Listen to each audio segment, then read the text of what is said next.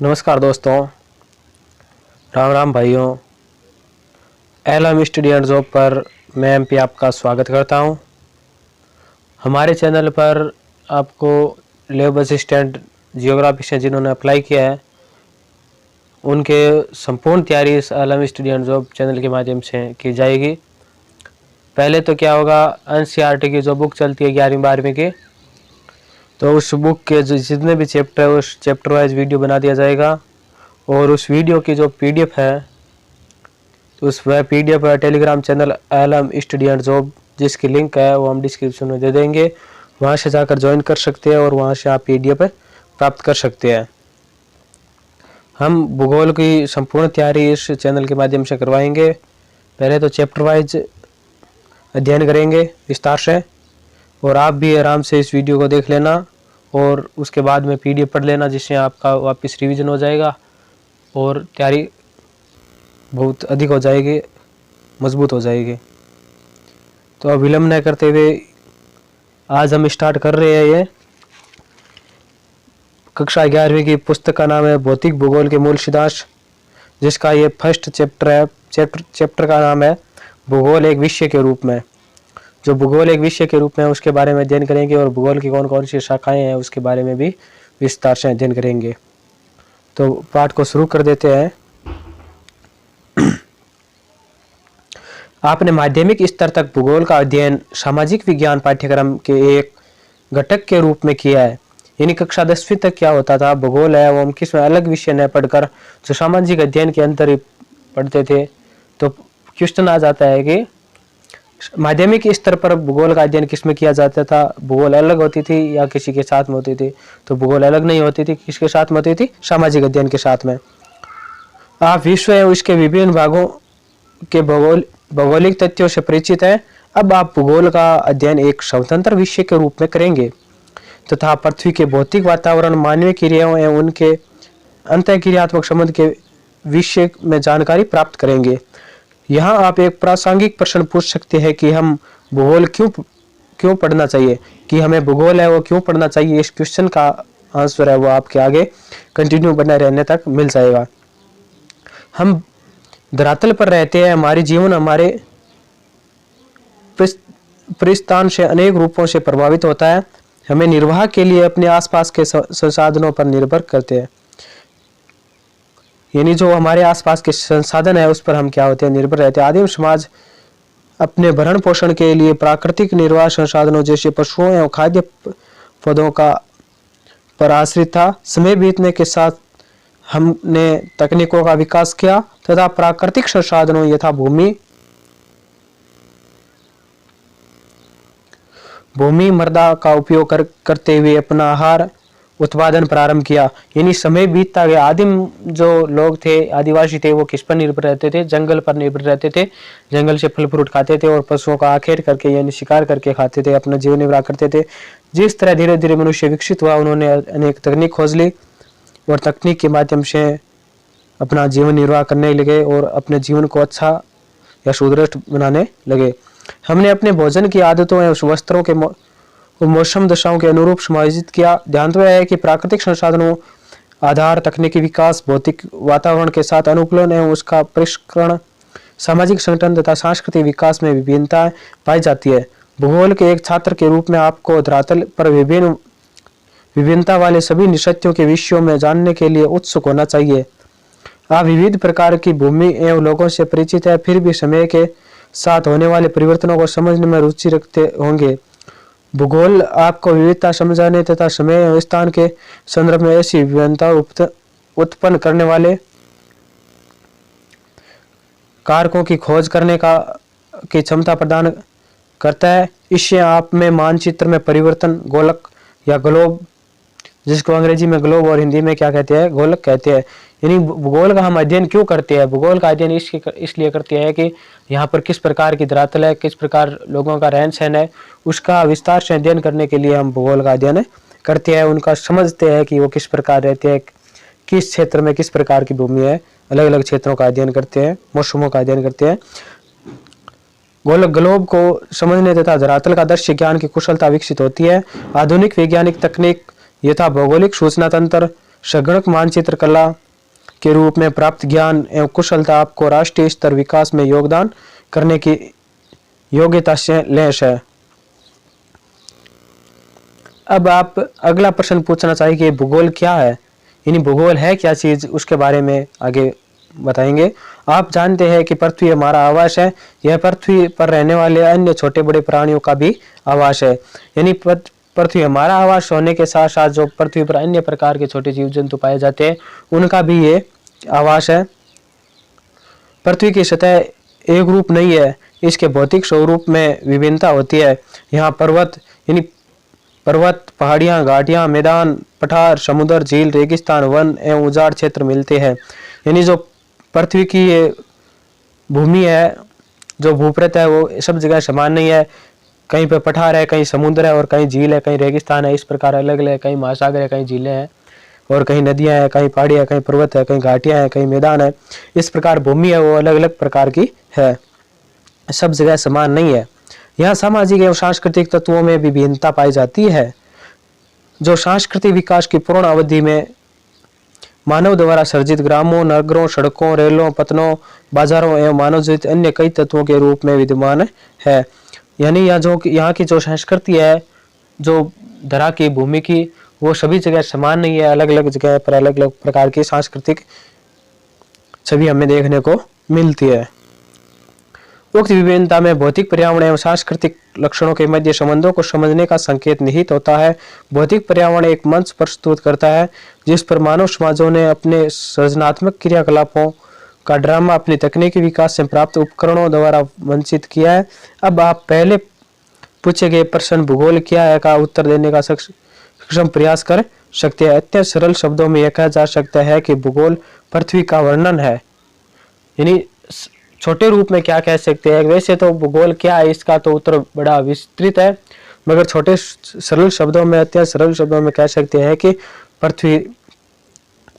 पृथ्वी का वर्णन ही क्या है, भूगोल है। सर्वप्रथम भूगोल शब्द, यानी सर्वप्रथम भूगोल शब्द का प्रयोग किसने किया था? तो सर्वप्रथम भूगोल शब्द का प्रयोग है वो इरेटोस्थेनेज ने किया था। एक ग्रीक विद्वान है। ये कौन है? ये ग्रीक विद्वान है। 276 से 194 ईस्वी पूर्व तक इनका समय था। यह शब्द ग्रीक भाषा के दो मूल, यानी जियोग्राफी शब्द है। ये किस किस से बना है? दो शब्दों से, ग्रीक भाषा के दो शब्दों से बना है। दो कौन से? एक का है जियो और दूसरा है ग्राफोज। जियो का अर्थ होता है पृथ्वी और ग्राफोज का अर्थ होता है वर्णन से प्राप्त किया गया है। दोनों को एक साथ रखने पर इसका अर्थ बनता है पृथ्वी का वर्णन। यानी जो जियोग्राफी है ये दो शब्दों से मिलकर बना है, जियो और ग्राफोस से। तो इन दोनों शब्दों का मिलाकर जो हम अर्थ करते हैं उसका अर्थ होता है पृथ्वी का वर्णन।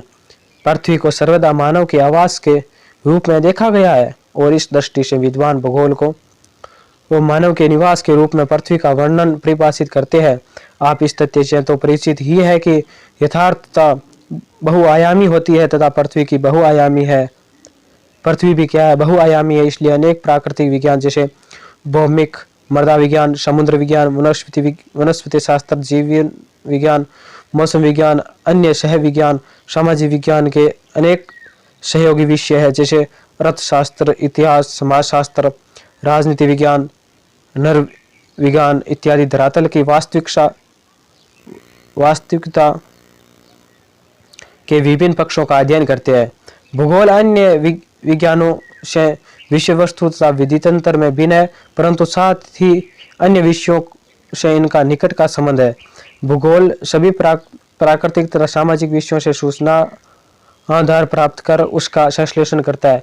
यानी इसमें बताया, इस पैराग्राफ में बताया गया है कि भूगोल है वो अनेक विज्ञानों से मिलकर बनी है। वैसे तो भूगोल का संबंध दूसरों से अलग भी है और वैसा देखा जाए तो ये दूसरे विषयों से जुड़ी भी है। जुड़ी इस प्रकार है कि अन्य विषय है उससे स्रोत हासिल करता है, भूगोल है उससे स्रोत हासिल करता है। इसीलिए क्या है, अन्य विषयों से भी भूगोल विषय वो जुड़ा हुआ है। हमें पृथ्वी पर भौतिक तथा सांस्कृतिक वातावरण में भिन्नता दिखाई पड़ती है। अनेक तत्वों में समानता तथा कई में असमानता पाई जाती है। अतएव भूगोल को क्षेत्रीय भिन्नता का अध्ययन मानना तार्किक लगता है। इस प्रकार भूगोल को उन सभी तथ्यों का अध्ययन करना होता है जो क्षेत्रीय संदर्भ में भिन्न होते हैं। भूगोलवेत्ता मात्र धरातल पर तथ्यों में विभिन्नता का अध्ययन नहीं करते हैं, अपितु उन कारकों का भी अध्ययन करते हैं जो इन विभिन्नताओं के कारण है। यानी जो भूगोलवेत्ता होती है वो भूगोल का अध्ययन, भूमि का अध्ययन नहीं करते केवल, वो भूमि के साथ साथ अन्य तत्वों का भी अध्ययन करते हैं। जैसे फसल का स्वरूप एक प्रदेश से दूसरे प्रदेश में भिन्न होता है, किंतु यह भिन्नता एक तथ्य के रूप में मिट्टी, जलवायु, बाजार में मांग, किसानों की व्यय क्षमता, तकनीकी निवेश की उपलब्धता आदि में भिन्नता से संबंधित होता है। यानी भूगोल का अध्ययन है वो भूगोल तक, वो भूमि तक ही सीमित नहीं है। ये फसलों के बारे में भी अध्ययन करना होता है, मिट्टी के बारे में अध्ययन करना होता है, जलवायु के बारे में अध्ययन करना होता है, और जो फसल होती है वो बाजारों में किस तरह मांग होती है तो उसी के बारे में भी अध्ययन करता है। अतः इन सभी का अध्ययन ही भूगोल का अध्ययन है। इस प्रकार भूगोल की दिलचस्पी किन्हीं दो तत्वों या एक से अधिक तत्वों के मध्य कार्य कारण संबंध को ज्ञात करने में है। एक भूगोलवेत्ता तथ्यों की व्याख्या कार्य कारण संबंधों के ढांचे में ही करता है, क्योंकि यह केवल व्याख्या में ही सहायक नहीं होता, अपितु तथ्य के पूर्वानुमान एवं भविष्य के परिप्रेक्ष्य में देखने की क्षमता भी रखता है। यानी जो भूगोल है, भूगोल का अध्ययन है, वो तथ्यों का जो वर्तमान स्वरूप है ये देखने के लिए योग्य नहीं है, ये भविष्य भी बताता है। जो भूगोल के तथ्य होते हैं ये भविष्य भी बताते हैं। जैसे हम मौसम विज्ञान के बारे में जानते हैं, आजकल आपने देखा होगा कि मोबाइल में हम देख लेते हैं कि कल वर्षा आएगी या नहीं आएगी। ये किसकी करामात है? ये भूगोल की करामात है। सब कुछ भौतिक तथा मानवीय दोनों प्रकार के भौगोलिक तथ्य स्थैतिक नहीं है, अपितु गत्यात्मक होते हैं, वे सतत। तो भूगोल के तथ्य किस प्रकार है? भौतिक एवं मानवीय दोनों प्रकार के भौगोलिक तथ्य स्थैतिक नहीं है, अपितु गत्यात्मक होते हैं, वे सतत परिवर्तनशील पृथ्वी तथा अथक एवं निरंतर सक्रिय मानव के बीच आबद्ध प्रक्रियाओं के फल स्वरूप कालांतर में परिवर्तित होते रहते हैं। आदिम मानव समाज में अपने निकटतम पर्यावरण पर सीधे तौर पर निर्भर करता था, अब ऐसा नहीं है। भूगोल इस प्रकार प्रकृति तथा मानव के समग्र इकाई के रूप में अतः प्रक्रिया के अध्ययन से संबंधित है। मानव प्रकृति का एक अंगभूत भाग है तथा वह प्रकृति पर अपनी छाप छोड़ता है। प्रकृति मानव जीवन के विभिन्न पक्षों को प्रभावित करती है। इसकी छाप उसके वस्त्र, आवास, व्यवसाय आदि पर भी देखी जा सकती है।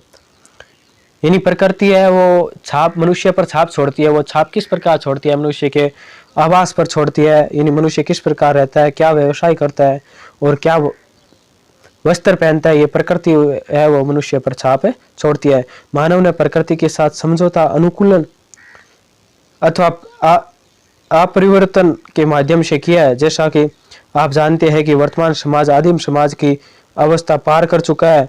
उसने तकनीकी खोज एवं प्रयोग द्वारा अपने अस्तित्व के लिए सन्निकट परिवेश, प्राकृतिक वातावरण को अपरिवर्तित कर प्राकृतिक संसाधनों का समुचित उपयोग करते हुए अपने कार्य क्षेत्र के क्षितिज में परिवर्तन कर लिया है। तकनीकी के क्रमशः विकास के साथ मानव अपने ऊपर भौतिक पर्यावरण के द्वारा कसे हुए बंधनों को ढीला करने में सक्षम हो गया है। तकनीकी ने श्रम की कठोरता को कम कर श्रम क्षमता को बढ़ाया तथा अवकाश का प्रावधान करते हुए मानव के उच्चतर आवश्यकताओं को पूर्ण करने का अवसर दिया है। उससे उत्पादन के पैमाने एवं श्रम की गतिशीलता में भी वृद्धि हुई है।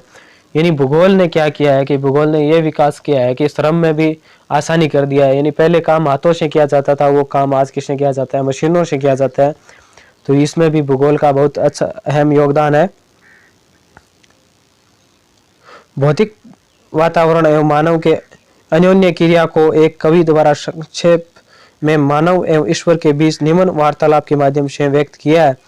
आपने मिट्टी का सर्जन किया, मैंने कप का निर्माण किया। आपने रात्रि का सर्जन किया, मैंने दीपक बनाया। आपने बंजर भूमि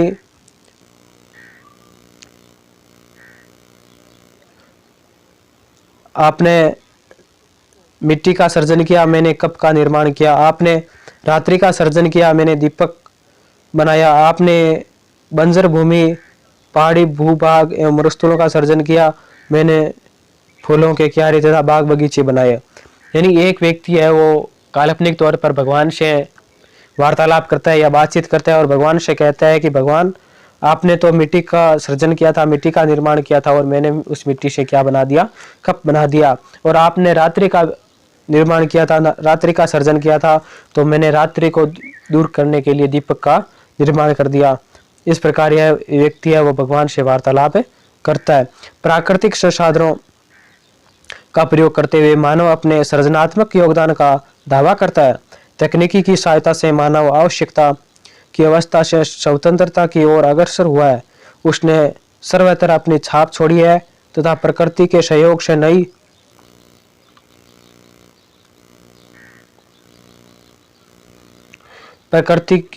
से नई संभावनाओं का सर्जन किया है। इस प्रकार हमें मानवीकृत प्रकृति तथा प्रकृति प्रभावित मानव के दर्शन होते हैं। भूगोल इसी अंतः प्रक्रियात्मक संबंध का अध्ययन करता है। परिवहन एवं संचार के साधनों के जाल तथा पदानुक्रमिक केंद्रों के माध्यम से क्षेत्र समाकलित और संगठित हो गए हैं। एक सामाजिक विज्ञान के रूप में भूगोल इसी क्षेत्रीय समाकलन एवं संगठन का अध्ययन करता है। एक वैज्ञानिक विषय के रूप में भूगोल 3 वर्गीकरण प्रश्नों में संबंधित है।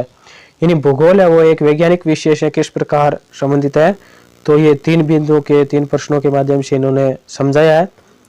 कुछ प्रश्न धरातल पर पाए जाने वाले प्राकृतिक एवं सांस्कृतिक विशेषताओं के प्रतिरूप की पहचान से जुड़े होते हैं, जो क्या प्रश्न के उत्तर देते हैं।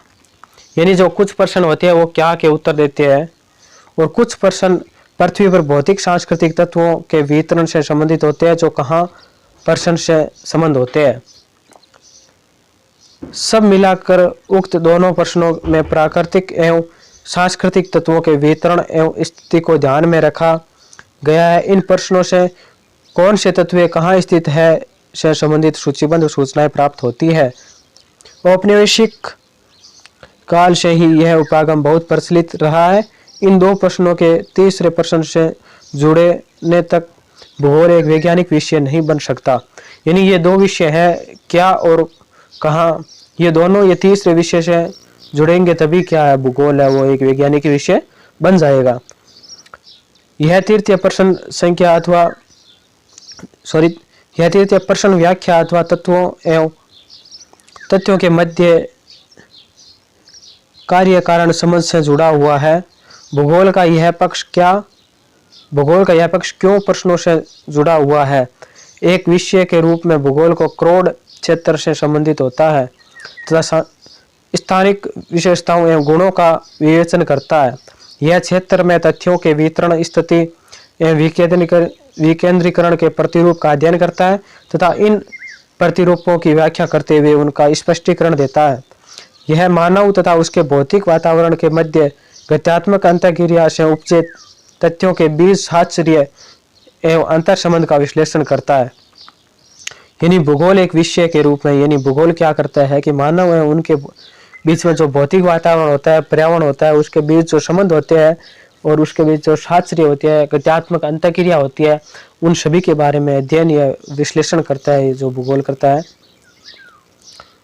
भूगोल एक समाकलन विषय के रूप में, अब भूगोल है वो एक समाकलन या इंटीग्रेटिंग विषय के रूप में किस प्रकार है वो हम इस आगे के चैप्टर के आगे के पैराग्राफ में हमें पता चलेगा। भूगोल एक संश्लेषणात्मक या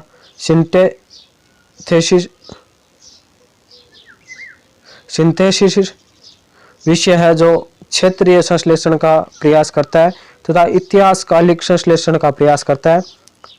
इनके उपागम की प्रकृति समग्रात्मक होती है। यह इस तथ्य को मानता है कि विश्व एक परस्पर निर्भर तंत्र है। आज वर्तमान विश्व में एक वैश्विक ग्राम का प्रतिबोध होता है। परिवहन के बेहतर साधनों तथा बढ़ती हुई ज्ञानता के कारण दूरियां कम हो गई है। सर्व दृश्य माध्यमों एवं सूचना तकनीकी ने आंकड़ों को बहुत समर्थ बना दिया है। तकनीकी ने प्राकृतिक तथ्यों तथा आर्थिक एवं सामाजिक प्राचलन पैरामीटर के निरीक्षण एवं परीक्षण के बेहतर अवसर प्रदान किए हैं। भूगोल का एक संश्लेषणात्मक विषय के रूप में अनेक प्राकृतिक तथा सामाजिक विज्ञानों से अंतरापृष्ठ संबंध है। प्राकृतिक या सामाजिक सभी विज्ञानों का एक मूल उद्देश्य है यथार्थता को ज्ञात करना। भूगोल यथार्थता से जुड़े तथ्यों के साहचर्य को बोधगम्य बनाता है। रेखा चित्र 1.1 भूगोल का अन्य विज्ञानों के साथ संबंध दर्शाता है। वस्तुतः विज्ञान से संबंधित सभी विषय भूगोल से जुड़े हैं क्योंकि उनके कई तत्व क्षेत्रीय संदर्भ में भिन्न भिन्न होते हैं। भूगोल स्थानिक संदर्भ में यथार्थता को समग्रता से समझने में सहायक होता है। अतः भूगोल न केवल एक स्थान से दूसरे स्थान में तथ्यों की भिन्नता पर ध्यान देता है अपितु उन्हें समग्रता में समाकलित करता है। भूगोलवेत्ता को सभी संबंधित क्षेत्रों की व्यापक समझ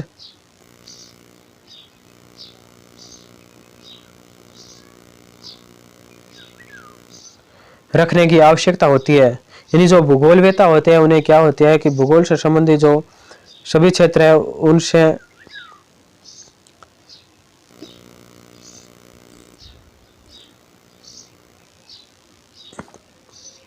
सभी भूगोलवेत्ता को सभी संबंधित क्षेत्रों की व्यापक समझ रखने की आवश्यकता होती है जिससे कि वह उन्हें तार्किक रूप से संश्लेषित कर सके। यह संश्लेषण कुछ उदाहरणों की सहायता से सरलतापूर्वक समझाया जा सकता है। यथा भूगोल ऐतिहासिक घटनाओं को प्रभावित करता है। स्थानिक दूरी स्वयं विश्व के इतिहास की दिशा को परिवर्तित करने के लिए एक प्रभावशाली कारक है। यानी इसमें क्या बताया कि भूगोल एक समाकलन विषय के रूप में इस प्रकार बताया है कि संपूर्ण विषय है वो एक क्या है तो संपूर्ण विश्व है वो एक दूसरे से जुड़े हुए यातायात से, व्यापार से, संबंधों से इस प्रकार आपस में जुड़ा हुआ है। यथा भूगोल ऐतिहासिक घटनाओं को प्रभावित करता है। स्थानिक दूरी स्वयं विश्व के इतिहास की दिशा को परिवर्तित करने के लिए प्रभावशाली कारक है। क्षेत्रीय विस्तार लड़ाई के दौरान विशेषकर पिछली शताब्दियों में कई देशों के लिए सुरक्षा का साधन बना है। परंपरागत युद्ध में बड़े आकार वाले देशों ने अधिक स्थान छोड़कर समय का लाभ प्राप्त किया है। नए विश्व के देशों के चारों तरफ विस्तृत समुद्र द्वारा प्रदत्त रक्षा कवच उन्हें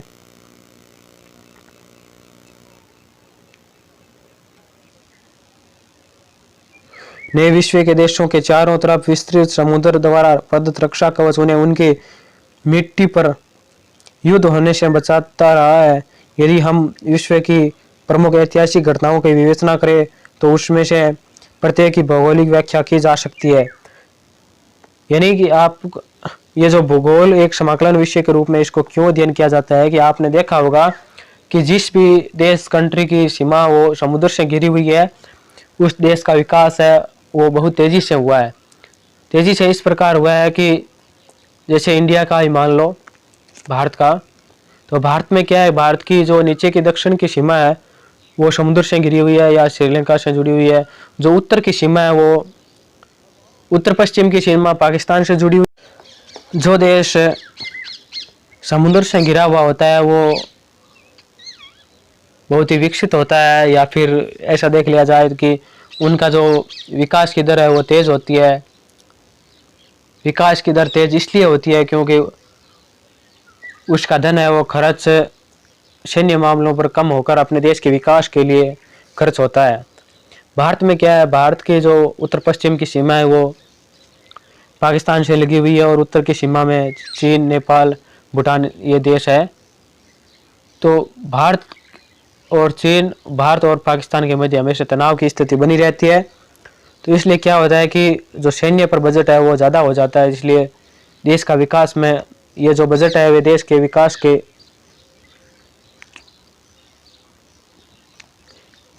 से ही निकाला जाता है। जो बजट होता है उसके लिए सेना क्षेत्र के लिए अलग से बजट प्रस्तुत करना होता है। भारत में हिमालय एक महान अवरोधक के रूप में देश की रक्षा करता हुआ है, परंतु इसमें विद्वान दर्रे मध्य एशिया के आक्रमणकर्ताओं एवं प्रव्रजकों को मार्ग की सुविधा देते रहे हैं। यानी भारत को जो हिमालय है उत्तर की तरफ वो बहुत ही रक्षा करता है, मगर इसमें जो दर्रे होते हैं, दर्रे दो पहाड़ों के बीच में खाई को बोला जाता है जहाँ कालांतर में नदियाँ होती थी या फिर ऐसे ही दर्रों का निर्माण हो गया जो नदियां या उन्होंने मार्ग परिवर्तन कर लिया या सूख गई। एशिया के आक्रमणकर्ताओं एवं प्रवचनों को मार्ग की सुविधा देते रहे हैं। सामुद्रिक किनारे दक्षिण पूर्व एशिया, यूरोप तथा अफ्रीका को संपर्क को प्रोत्साहित करते रहे हैं। नौ संचालन तकनीकी ने यूरोपीय देशों को भारत सहित कई एशियाई एवं अफ्रीकी राष्ट्रों पर औपनिवेशीकरण करने में सहायता की है, क्योंकि उन्हें समुद्र के माध्यम से गम्यता मिली है। भौगोलिक तत्वों द्वारा विश्व के विभिन्न भागों में इतिहास की धारा के अपरिवर्तन के अनेक उदाहरण मिलते हैं। प्रत्येक भौगोलिक तथ्य समय के साथ परिवर्तन होता रहता है। समय के परिप्रेक्ष्य में उनकी व्याख्या की जा सकती है। भू आकृति, जलवायु, वनस्पति, आर्थिक क्रियाएं, व्यवसाय तथा सांस्कृतिक विकास के ने एक निश्चित ऐतिहासिक पथ का अनुसरण किया। अनेक भौगोलिक तत्व विभिन्न संस्थानों द्वारा एक विशेष समय पर निर्णय लेने की प्रक्रिया का प्रतिफल होता है। उदाहरणार्थ, ए स्थान ब स्थान से 1500 किमी दूर है, जिसे विकल्प के रूप में यह भी कहा जा सकता है कि ए स्थान ब स्थान से 2 घंटा दूर है। यदि हवाई जहाज से यात्रा की जाए या 17 घंटा दूर है, यदि तीव्रगामी रेल से यात्रा की जाए। इसी कारण समय भौगोलिक अध्ययन के चतुर्थ आयामी के रूप में एक समाकल भाग माना जाता है। कृपया 3 अन्य आयामों का उल्लेख कीजिए। रेखाचित्र 1.1, जो 1.1 में रेखाचित्र दिया गया तो हम उसको विस्तार से बता देंगे। विभिन्न प्राकृतिक एवं सामाजिक विज्ञानों से भूगोल का संबंध प्रचुर रूप से चित्रित करता है। यह संबंध 2 खंडों में रखा जा सकता है। यानी भूगोल है वो उसका संबंध प्रचुर रूप से चित्रित करता है, और यह संबंध 2 खंडों में, जो भूगोल का संबंध है, ये 2 खंडों में विभक्त किया जा सकता है। एक है भौतिक भूगोल एवं दूसरा है प्राकृतिक विज्ञान। भौतिक भूगोल की सभी शाखाएं, जैसा कि रेखा मानचित्र में दर्शाया गया है, ये रेखा मानचित्र है, इसका हम आगे आने पर विस्तार से बता देंगे। भौतिक भूगोल की सभी शाखाएं, जैसा कि रेखा मानचित्र में दर्शाया गया है, प्राकृतिक विज्ञान के अंतरापृष्ठ है। परंपरागत भौतिक भूगोल भौमिकी, मौसम विज्ञान, जल विज्ञान, मृदा विज्ञान से संबंधित है। इस प्रकार भू आकृति विज्ञान, जलवायु विज्ञान, सामुद्रिक विज्ञान, मृदा भूगोल का प्राकृतिक विज्ञान से निकट का संबंध है, क्योंकि ये अपनी सूचनाएं इन्हीं विज्ञानों से प्राप्त करते हैं। जैव भूगोल वनस्पति शास्त्र, जीव विज्ञान तथा पारिस्थितिक विज्ञान से अत्यधिक निकटता से जुड़ा हुआ है, क्योंकि मानव विभिन्न स्थैतिक निकेत में निवास करता है।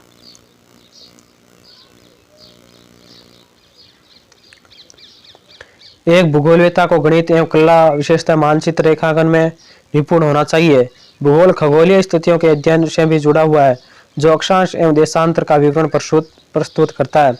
पृथ्वी का आकार भूआब जियोड है, परंतु भूगोलवेत्ता का मूल उपकरण मानचित्र है, जो द्विआयामी प्रदर्शन होता है।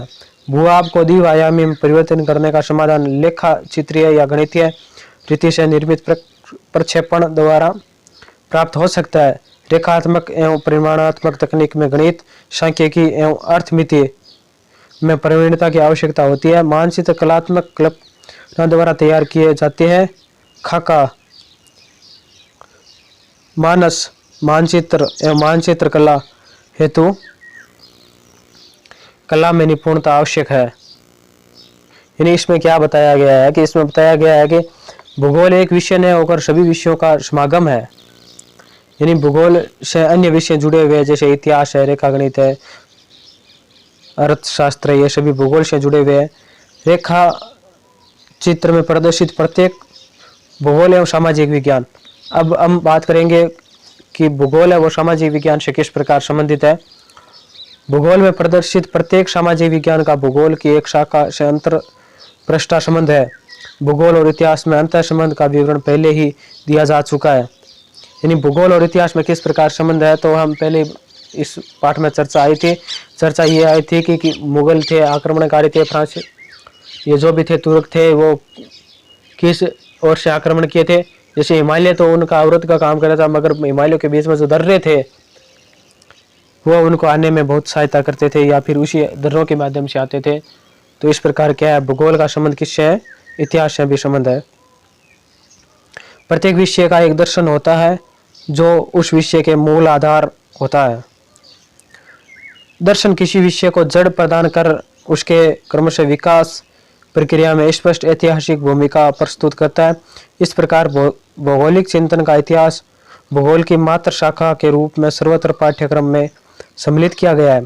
सामाजिक विज्ञान के सभी विषय यथा समाजशास्त्र, राजनीति विज्ञान, अर्थशास्त्र जनसांख्यिकी के सामाजिक यथार्थता का अध्ययन करते हैं।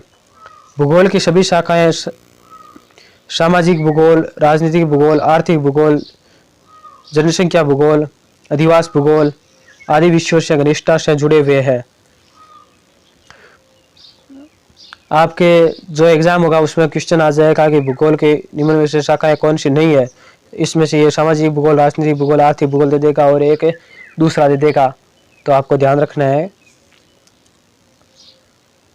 विश्व में घनिष्ठता से जुड़े हैं क्योंकि इनमें से प्रत्येक में स्थानिक विशेषता मिलती है। राजनीतिक शास्त्र का मूल उद्देश्य राज्य, क्षेत्र, जनसंख्या, प्रभुसत्ता का विश्लेषण, जबकि राजनीतिक भूगोल एक क्षेत्रीय इकाई के रूप में राज्य तथा उसकी जनसंख्या के राजनीतिक व्यवहार का अध्ययन करता है। अर्थशास्त्र अर्थव्यवस्था के मूल विशेषताएं जैसे उत्पादन, विवरण, विनिमय एवं उपभोग का विवेचन करता है। इन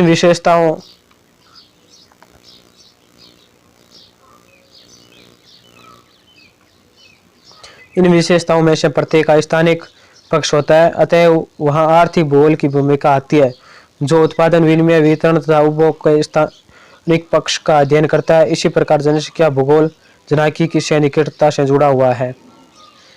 यानी जनसंख्या भूगोल है वो जनसांख्यिकी से निकटता से इस प्रकार जुड़ा हुआ है कि भूगोल के अंदर ही जनसंख्या का अध्ययन करती है। अधिवास यानी जनसंख्या किस प्रकार निवास करती है, कच्ची बस्ती में, पक्की बस्ती में, पक्के घरों में किस प्रकार निवास करती है, तो हम जनसंख्या के अध्ययन करते हैं। तो वो किस में आता है? जनसांख्यिकी आता है, जो एक जनसंख्या भूगोल के अंतर्गत ही है। अब भूगोल के क्षेत्र है वो कौन कौन से है वो हम बता देते हैं। जो पारिस्थितिक विज्ञान है वो किस में आता है? मानव भूगोल में आता है। और पर्यावरण विज्ञान है वो पर्यावरण भूगोल में आता है। प्राणी विज्ञान है वो प्राणी भूगोल में। वनस्पति विज्ञान पादप भूगोल में। और मानव शास्त्र है वो सांस्कृतिक भूगोल में। दर्शन शास्त्र है वो भौगोलिक चिंतन में। पादप भूगोल है वनस्पति विज्ञान में। मृदा भूगोल है मृदा विज्ञान है मृदा भूगोल में। जल विज्ञान समुद्र विज्ञान में। ऐतिहासिक भूगोल इतिहास में। राजनीतिक शास्त्र से राजनीतिक भूगोल, जनसांख्यिकी से जनसंख्या भूगोल, भूविज्ञान से भू आकृति विज्ञान, गणित एवं खगोलीय शास्त्र से गणित एवं खगोलीय भूगोल, आर्थिक सांख्यिकी से भूगोल में परिमाणात्मक प्रविधि, और आर्थिक भूगोल अर्थशास्त्र से कौन सी भूगोल है? आर्थिक भूगोल। ये सभी क्या भूगोल के क्षेत्र है। उपयुक्त विवेचन स्पष्ट है कि भूगोल प्राकृतिक एवं सामाजिक विज्ञानों से घनिष्ठता से जुड़ा हुआ है। यह अध्ययन के विधि तंत्र एवं उपादानों का अनुसरण करता है जो इसे अन्य विषयों से पृथक करता है।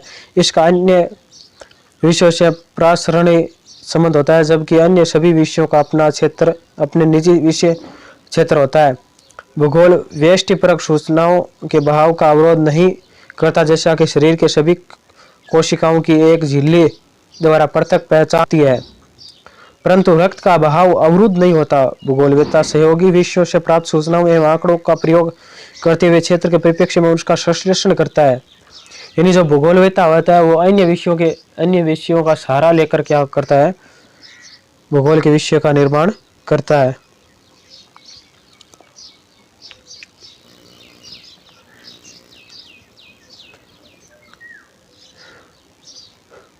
मानचित्र भूगोलवेत्ताओं का बहुत प्रभावशाली उपकरण होता है, जिसके माध्यम से क्षेत्रीय प्रतिरूप को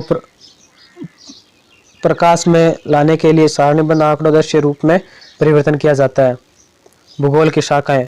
अब भूगोल की कौन कौन सी शाखा है वो किस प्रकार है उसके बारे में अध्ययन करेंगे। पुनर्स्मरण है तो कृपया चित्र 1.1 का अध्ययन करें, जिसमें यह स्पष्ट प्रकट होता है भूगोल अध्ययन का एक अंतरशिक्षण विषय है। प्रत्येक विषय का अध्ययन कुछ उपागमों के अनुसार किया गया है। इस दृष्टि से भूगोल के अध्ययन के दो प्रमुख उपागम है, विषय वस्तुगत क्रमबद्ध एवं प्रादेशिक। विषय वस्तुगत भूगोल का उपागम वही है जो सामान्य भूगोल का होता है। यह उपागम एक जर्मन भूगोलवेत्ता अलेक्जेंडर वॉन हेम्बोल्ट 1769 से 1869 द्वारा परिवर्तित किया गया है। ये जो भूगोल का विषय वस्तु एवं प्रादेशिक है, ये दो प्रकार के उपागम है। ये किसके द्वारा दिए गए हैं या किसके द्वारा परिवर्तित किया गया है? तो अलेक्जेंडर वॉन हम्बोल्ट के द्वारा। जबकि विषय वस्तु उपागम है, ये अलेक्जेंडर वॉन हम्बोल्ट द्वारा दिया गया है। और जो दूसरा है प्रादेशिक उपागम, तो ये प्रादेशिक उपागम है, प्रादेशिक भूगोल का विकास हम्बोल्ट के समकालीन एक दूसरे जर्मन भूगोलवेत्ता कार्ल रिटर 1779 से 1869 द्वारा किया गया था। विषय वस्तु उपागम में एक तथ्य का पूरे विश्व स्तर पर अध्ययन किया जाता है। तत्पश्चात क्षेत्रीय स्वरूप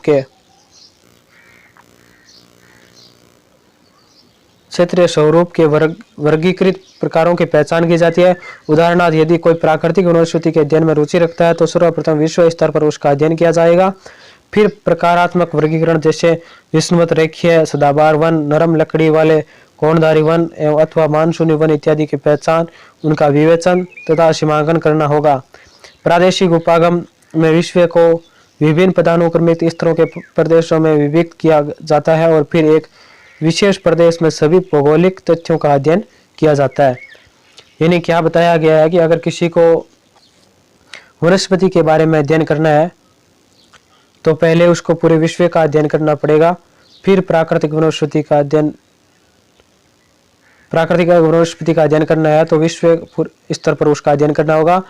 फिर अलग अलग वनों का अध्ययन करना होगा, मानसून का वन, सदाबहार वन, इस प्रकार जितने भी वन है उसका अध्ययन करना पड़ेगा, उनका विवेचन तथा सीमांकन करना होगा। प्रादेशिक उपागम में विश्व को विभिन्न पदानुक्रमित स्तरों के प्रदेशों में विभक्त किया जाता है और फिर एक विशेष प्रदेश में सभी भौगोलिक तथ्यों का अध्ययन किया जाता है। यह प्रदेश प्राकृतिक, राजनीतिक या निर्दिष्ट प्रदेश हो सकती है।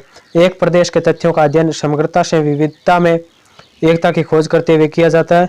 द्वैतवाद भूगोल की एक मुख्य विशेषता है। इसका प्रारंभ से ही विषय में परिवर्तन हो चुका है। द्वैतवाद अध्ययन में महत्व दिए जाने वाले पक्ष पर निर्भर करता है। पहले विद्वान भौतिक भूगोल पर बल देते थे, परंतु बाद में स्वीकार किया गया कि मानव धरातल का समाकलित भाग है, वह प्रकृति का अनिवार्य अंग है। उसके सांस्कृतिक विकास के माध्यम से भी योगदान दिया है। तो पहले क्या करता था, पहले विद्वान है वो भौतिक भूगोल पर ही बल देते थे। क्वेश्चन आ जाता है कि पहले विद्वान किस पर ज़्यादा बल देते थे, तो भौतिक भूगोल पर ही बल देते थे। इस प्रकार मानवीय क्रियाओं पर बल देने के साथ मानव भूगोल का विकास हुआ। इस प्रकार धीरे धीरे उन्होंने क्या किया, मानव की जो क्रियाएं होती है उस पर अध्ययन करना स्टार्ट किया, बल देना स्टार्ट किया। उसके बाद धीरे धीरे क्या हुआ, मानव भूगोल का विकास हुआ। भूगोल की शाखाएं विषय वस्तुगत या क्रमबद्ध उपागम के आधार पर। तो भूगोल की कौन कौन सी शाखाएं हैं? भौतिक भूगोल में भू आकृति विज्ञान आता है। यह भू आकृतियों, उनके क्रम, विकास एवं संबंधित प्रक्रियाओं का अध्ययन करता है। तो भू आकृतियों का अध्ययन किस भूगोल में किया जाता है? तो भौतिक भूगोल में। उसके बाद है जलवायु विज्ञान। इसके अंतर्गत वायुमंडलीय की संरचना, मौसम तथा जलवायु के तत्व, जलवायु के प्रकार तथा जलवायु प्रदेश का अध्ययन किया जाता है। जल विज्ञान, यह धरातल के जल परिमंडल जिसमें समुद्र, नदी, झील एवं अन्य जलाशय सम्मिलित है तथा उसका मानव सहित विभिन्न प्रकार के जीवों एवं उनके कार्यों पर प्रभाव का अध्ययन किया जाता है। उसके बाद है भूगोल की शाखाएं। तो भूगोल की कौन कौन सी शाखाएं हैं? क्रमबद्ध उपागम के आधार पर बताया गया है। भूगोल क्या है? भौतिक सिद्धांत या दर्शन शास्त्र, विधि एवं तकनीक और मानव। तो इस प्रकार ये भूगोल की शाखाएं हैं। और इन शाखाओं के अंडर में भी कुछ शाखाएं हैं, जैसे सिद्धांत एवं दर्शन शास्त्र में भौगोलिक चिंतन, मानव पारिस्थितिकी, भू एवं मानव पारस्परिक क्रियाएं, ये 2 शाखा है दर्शन शास्त्र के। और विधि एवं तकनीकी शास्त्र की कौन कौन सी है? मानचित्र कला, मात्रात्मक तकनीक, क्षेत्रीय सर्वेक्षण विधि और भू संरचना। इस प्रकार ये सब है, सब शाखाएं हैं। और उसके बाद भू संरचना के अंदर है GIS, GPS और LIS। ये भू सूचना के अंदर अंतर्गत शाखाएं हैं। भौतिक और मानव, ये जो 2 शाखाएं हैं, इसके अंदर में कौन कौन सी आती है? भौतिक के अंदर जलवायु विज्ञान, जल विज्ञान, भू आकृति विज्ञान और मृदा विज्ञान आता है सब कुछ। और मानव भूगोल के अंतर्गत सामाजिक और सांस्कृतिक भूगोल, जनसंख्या एवं बस्ती भूगोल, आर्थिक भूगोल, ऐतिहासिक भूगोल, राजनीतिक भूगोल। और बस्ती के अंदर तो क्या आती है? ग्रामीण एवं नगरीय। और आर्थिक के अंतर्गत आती है कृषि, पर्यटन, अवसंरचना, औद्योगिक की, व्यापार एवं परिवहन, सेवाएं। इस प्रकार ये सभी शाखाएं। अंतरपृष्ठा जीव भूगोल, जो अंतरपृष्ठ जीव भूगोल है तो उसके अंतर्गत आता है पादप भूगोल, प्राणी भूगोल, पारिस्थितिकी और पर्यावरण भूगोल। इस चार्ट को आराम से वीडियो को पॉज करके या रोक करके आराम से देख सकते हैं। उसके बाद आता है मृदा भूगोल। मृदा भूगोल के अंदर यह मिट्टी निर्माण की प्रक्रियाओं, मिट्टी के प्रकार, उनका उत्पादकता स्तर, वितरण एवं उपयोग आदि के अध्ययन से संबंधित है। इसके बाद आगे आते हैं मानव भूगोल, सामाजिक सांस्कृतिक भूगोल। इसके अंतर्गत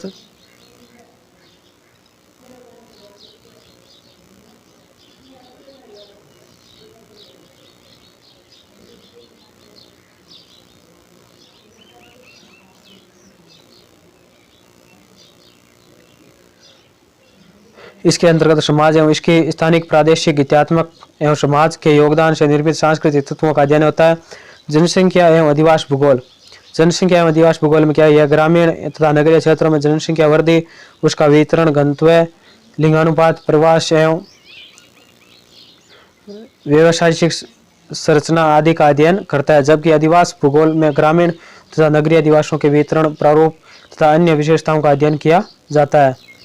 उसके बाद है आर्थिक भूगोल। आर्थिक भूगोल में कौन कौन से किस किस का अध्ययन किया जाता है? या मानव की आर्थिक क्रियाओं जैसे कृषि, उद्योग, पर्यटन, व्यापार एवं परिवहन, अवस्थापन, तत्व एवं सेवाओं का अध्ययन किया जाता है।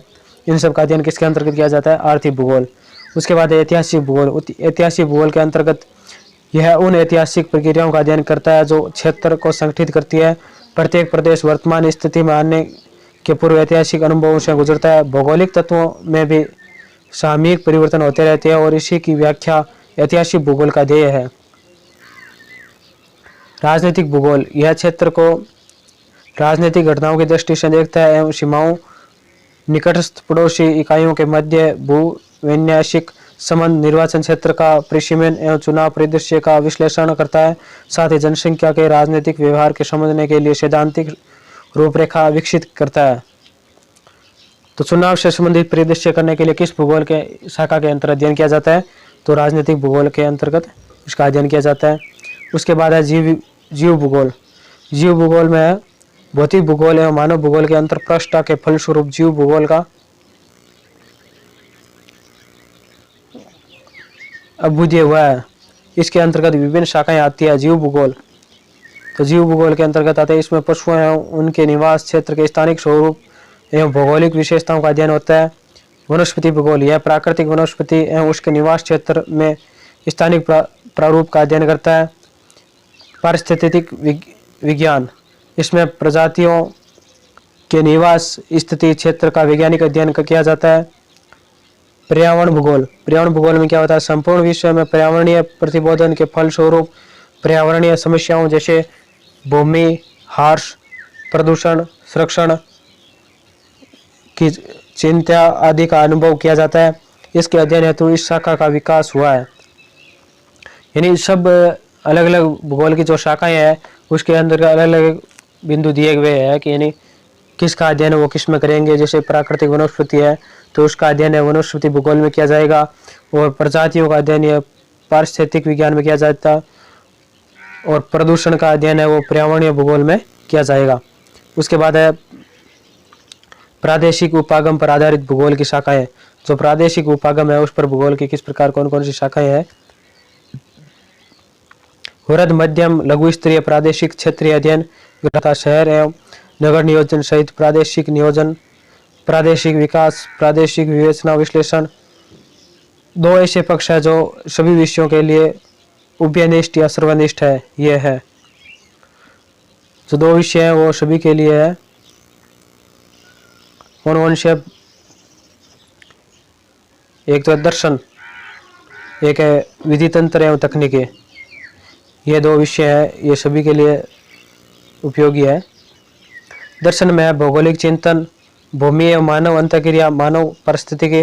विधि तंत्र एवं तकनीकी में है सामान्य एवं संगणक आधारित मानचित्रण, परिमाणात्मक तकनीकी, सांख्यिकी तकनीकी, क्षेत्र सर्वेक्षण विधियां, भू सूचना विज्ञान तकनीकी जैसे दूर संवेदन तकनीकी, भौगोलिक सूचना तंत्र जीआईएस और वैश्विक स्थिति तंत्र जीपीएस। जो हम मोबाइल में जीपीएस ऑन करते हैं उसका हिंदी नाम है वैश्विक स्थिति तंत्र। यहाँ चार्ट आया है, उस चार्ट का भी एक बार अध्ययन कर लेते हैं। भूगोल की शाखाओं का चार्ट दिया हुआ है प्रादेशिक उपागम के आधार पर। भूगोल की शाखाएं प्रादेशिक उपागम के आधार पर कौन सी है? प्रादेशिक अध्ययन, क्षेत्रीय अध्ययन, प्रादेशिक विकास, प्रादेशिक विश्लेषण और प्रादेशिक योजनाएं। और प्रादेशिक योजनाओं के दो सब टॉपिक है, देश या ग्रामीण योजनाएं और शहरी योजनाएं। और यहाँ पर प्रादेशिक अध्ययन में अलग अलग है, स्थूल प्रादेशिक अध्ययन, मध्य प्रादेशिक अध्ययन और सूक्ष्म प्रादेशिक अध्ययन।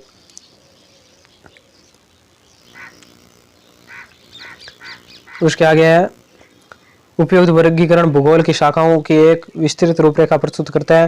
भूगोल पाठ्यक्रम सामान्यतः इसी के ढांचे में बनाया एवं पढ़ाया जाता है, परंतु यह रूपरेखा एक दृष्टि से स्थैतिक है, क्योंकि किसी भी विषय की यह बाध्यता है कि वह नई सोच, नई समस्या, नए विधि तंत्र एवं नई तकनीक के साथ अग्रसर होता रहे। उदाहरण जो पहले हस्तनिर्मित मानचित्रण तकनीकी थी, अब संगणक निर्मित मानचित्र में परिवर्तन हो गई है। तकनीकी ने विद्वानों को वृहत मात्रा में आंकड़ों के प्रबंधन की क्षमता प्रदान कर दी है।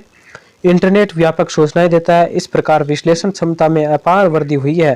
भौगोलिक सूचना तंत्र जीआईएस ने ज्ञान के नए परिदृश्य को खोल दिया है। वैश्विक स्थितीय तंत्र जीपीएस बिल्कुल सही स्थिति ज्ञात करने के लिए सुविधाजनक उपकरण हो गया है। तकनीकी ने गंभीर सिद्धांतिक ज्ञान के साथ संश्लेषण करने की क्षमता को बढ़ा दिया है। आप इस तकनीक के कुछ प्राथमिक पक्षों के विषय में अपनी पुस्तक भूगोल में प्रयोगात्मक कार्य भाग 1 में जान सकेंगे। आप अपनी कुशलता में सुधार करते रहेंगे और उनके उपयोग के विषय के ज्ञान प्राप्त करेंगे। यानी भूगोल में जो जीपीएस का विकास हुआ है वो बहुत ही अच्छा है, क्योंकि जीपीएस के से क्या होता है, बिल्कुल सटीक जानकारी मिल जाती है, बिल्कुल सही स्थान ज्ञात हो जाता है।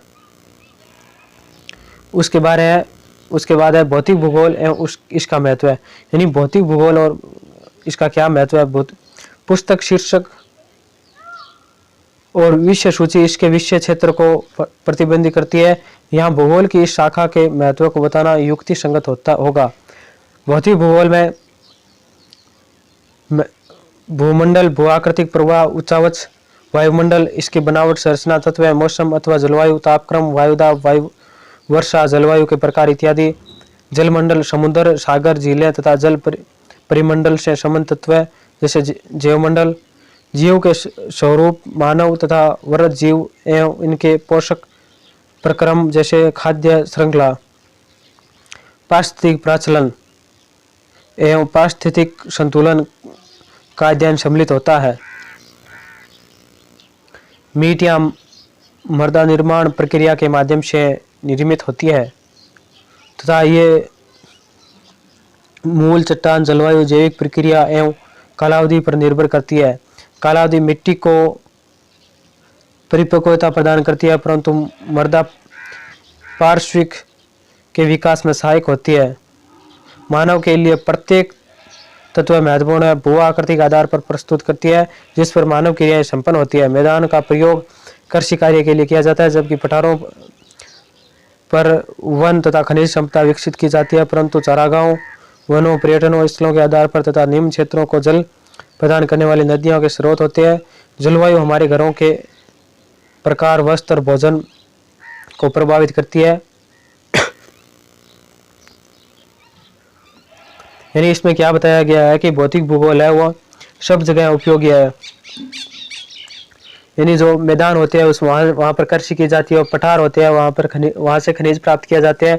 और जलवायु है, जलवायु से क्या होता है, मनुष्य के रहन सहन, निवास स्थान और खान पान का अध्ययन होता है। जलवायु वनस्पति समस्या, प्रतिरूप, पशुपालन एवं कुछ उद्योगों आदि पर निर्भर प्रभाव पड़ता है। मानव ने ऐसी तकनीकी विकसित की है जो सीमित क्षेत्र में जलवायु की अपरिवर्त्य कर देती है, जैसे वातानुकूलित एयर कंडीशनर यानी एसी है। तो मानव ने एसी का विकास किया, जिससे क्या होती है, वो जो तापमान अधिक होता है या गर्मियों में हम जो एसी चलाते हैं वो ठंडी अंदर का जो रूम का तापमान है वो कम कर देती है, और अगर बाहर ठंड हो तो रूम का तापमान वो अधिक कर देती है। वायु, शीतक इत्यादि तापमान तथा वर्षा वनों के घनत्व एवं घास प्रदेशों की गुणवत्ता सुनिश्चित करते हैं। भारत में मानसूनी वर्षा कृषि आवर्तन प्रणाली को गति प्रदान करती है। वर्षा भूमिगत जल धारक परस्तर को पुनर्वेशित कर कृषि एवं घरेलू कार्यों के लिए जल की उपलब्धता संभव बनाती है। हम संसाधनों के भंडार समुद्र का अध्ययन करते हैं। वह मछली एवं अन्य समुद्री भोजन के अतिरिक्त खनिजों की दृष्टि से भी संपन्न है। भारत में समुद्र तल में मैग्नीज पिंड एकत्रित करने की तकनीक विकसित कर ली है। मृदा एवं नवीनीकरण पुनः स्थापनीय संसाधन है जो अनेक आर्थिक क्रियाएं जैसे कृषि को प्रभावित करती है। मिट्टी की उर्वरता प्रकृति से निर्धारित तथा संस्कृति से प्रेरित होती है। मृदा पौधों, पशुओं एवं सूक्ष्म जीवाणुओं के धारक जीवमंडल के लिए आधार प्रदान करती है।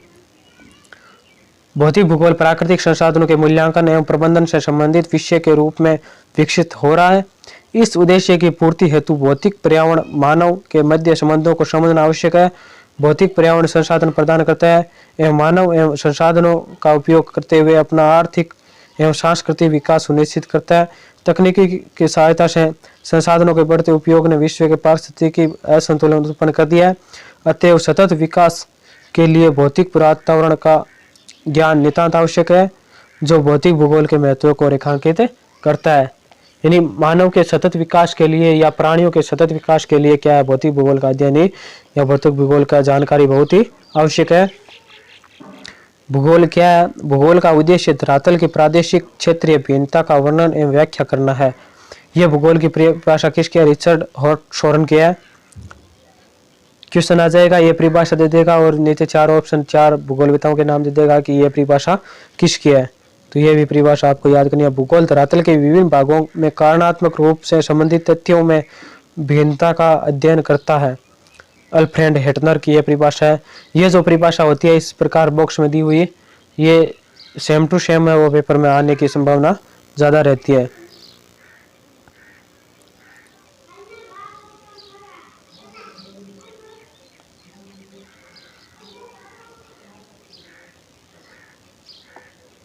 तो ये क्वेश्चन है यहाँ पर, निम्नलिखित में से किस विद्वान ने भूगोल शब्द का प्रयोग किया था? तो भूगोल शब्द का प्रयोग किसने किया था? ये दूसरे पेज में आया था।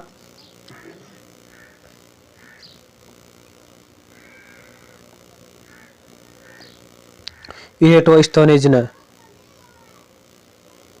तो भूगोल शब्द का प्रयोग किसने किया था? इरेटोस्थेनीज ने।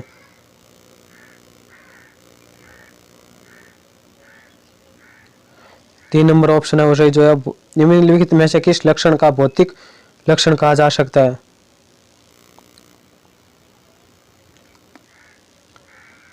ये मैदान है, ये क्या है? भौतिक लक्षण है। इस प्रकार ये जो भूगोल की इतर शाखाएं दी हुई है, इस सामाजिक विज्ञान या प्राकृतिक विज्ञान दी हुई है, और भूगोल की जो शाखाएं किससे संबंधित है ये आपको मिलानी है। ये आज हमारा प्रथम चैप्टर जो भूगोल कक्षा 11वीं का जो भूगोल की पुस्तक है भौतिक भूगोल के मूल सिद्धांत, उसका प्रथम चैप्टर ये पूर्ण हो गया है। इस प्रकार सभी चैप्टरों की मैराथन क्लासें आपको मिलती रहेगी, और सभी जो पार्ट है ये कंप्लीट होने के बाद में टेस्ट सीरीज है या वन लाइनर क्वेश्चनों की सीरीज है वो हम स्टार्ट कर देंगे। और कोई भी आपको वीडियो में दिक्कत आ रही है, कोई भी आप उसमें कुछ अलग बताना चाहते हो तो कमेंट बॉक्स में कमेंट करके हमें इस वीडियो के बारे में सुझाव दे सकते हैं अपना, और अपनी राय रख सकते हैं। और हमारे channel Alam study and job को लाइक शेयर और सब्सक्राइब करें। और इस वीडियो की जो PDF है पार्ट की, वो PDF आपको हमारे डिस्क्रिप्शन में, वीडियो की डिस्क्रिप्शन में दे देंगे। वहाँ से आप टेलीग्राम ग्रुप की लिंक दे देंगे, वहाँ से आप ज्वाइन करके PDF डाउनलोड कर सकते हैं। और कोई भी डाउट हो तो हमें कमेंट बॉक्स में कमेंट करके पूछ सकता है। हमारे चैनल को सब्सक्राइब ज़रूर करना। जय हिंद, जय भारत, धन्यवाद।